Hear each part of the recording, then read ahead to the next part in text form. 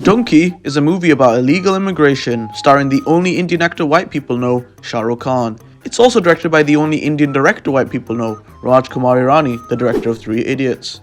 If you don't know who Hirani is, he's India's answer to Adam McKay.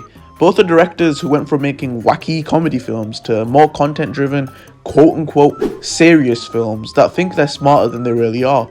Hirani started doing this from the get-go though, with his movie Lage Raho Munabai, a sequel to his first movie Munabai MBBS.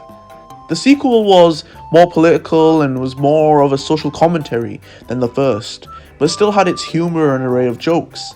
I feel like all of Hirani's movies since have kind of been clones of Munabai 2. They take the same formula and some of the same talking points. This is very different to McKay, who made a whole array of comedies before he did The Big Short. His branching off point was the cop comedy The Other Guy, starring Will Ferrell and Mark Wahlberg, which tackles some political stuff but under a more comedic lens. McKay's sense of humour kind of changes depending on which project he dives into, whereas Hirani's style doesn't change at all, and he still makes the same dad jokes about weight and stereotypes that he did in his first film. Dunki feels like every other Hirani movie. If you've watched Three Idiots or PK, then you've probably watched Dunki. Hirani's formula is pretty simple. His movies usually have a very comedic first half, which is filled to the brim with wacky, almost slapstick-like comedy, and then something super bad happens to one of the characters, which inspires the other characters to get real and become more serious. And the second half of the movie deals with them honouring their fallen friend. It's a very simple yet also effective plan, but it falls flat in Dunki due to how fast-paced the movie is. The entire first half of Dunki takes place in this small Indian village setting. It's got a lot of characters, yet it's also very quiet. The only energy comes from our main characters, who sit through a lot of corny comedy sequences that fall flat. The humour is really childish. I didn't find any of the jokes funny, and I feel like my time was truly wasted, as there wasn't enough scenes of the characters wandering around or scenes where we get to truly see their lives. There's only like one scene per character which lets us know their story, and that usually tends to be their character introduction. The second half of the film tackles our characters illegally travelling to the UK, and you expect a lot of time dedicated to their journey. But aside from a really rough and intense scene in Afghanistan and a really short scene of them swimming in an army scouted area, you don't really get that.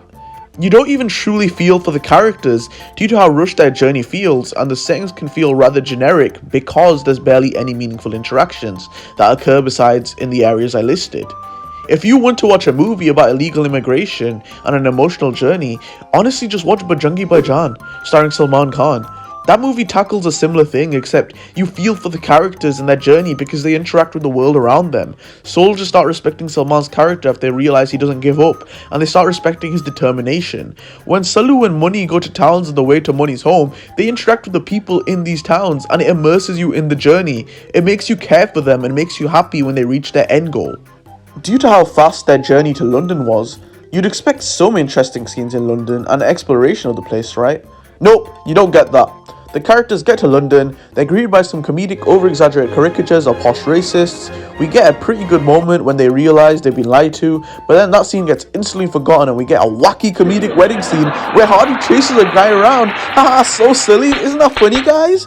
Then you get a serious scene which feels like Vizara at home, and some more corny Rajkumar Hirani hijinks before we get to the super serious and annoyingly out of nowhere ending which nobody is satisfied by. This second half is super tonally confused. It wants to be sincere and more serious in the first half, but it doesn't know when to quit with the dumb humour. Structurally, it's a very messy movie. Hirani's dumb and semi-regressive sense of humour works with characters like the ones in Munabai because that's a cruel world filled with dumb gangsters. It even works in something like Sanju, his worst film, because the man the movie is based on has a very controversial past. But it doesn't work in movies like Dunki, where the characters are just normal people. It's also 2023, it's time to scrap this formula and become original again.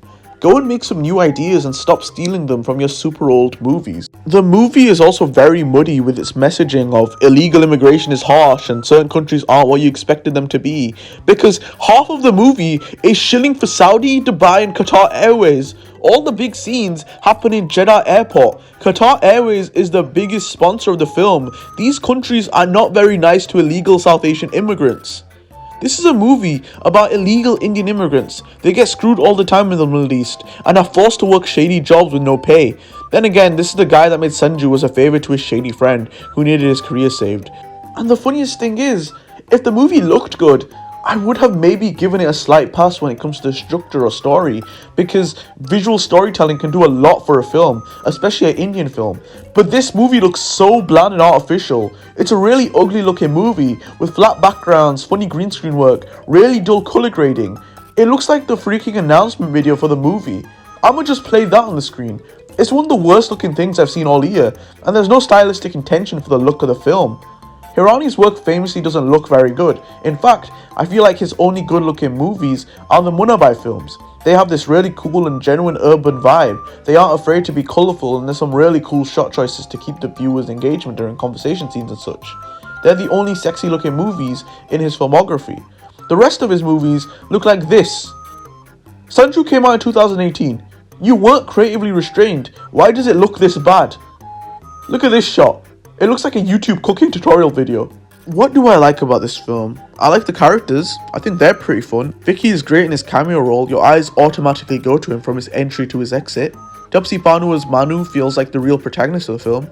She's the real highlight of it and gives a very confident and fun performance. I feel like she got screwed by the film. That makes me a bit angry. SRK is SRK. He's actually very invisible in the first half of the movie, but that's okay because he lets the supporting cast shine. Plus, he takes over in the second half, giving a pretty solid grizzled mentor performance.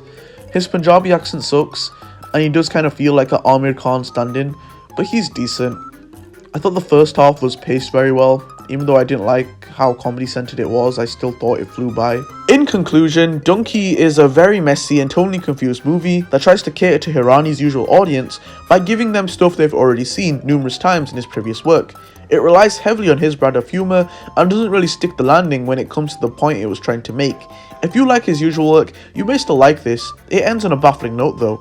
I was going to give this a 2.5 out of 5, but after writing this review, I realised how disappointed I was by this film, and it's officially a 2 out of 5. 25 साल बाद मैं हूं हरदयाल सिंह ढिल्लों।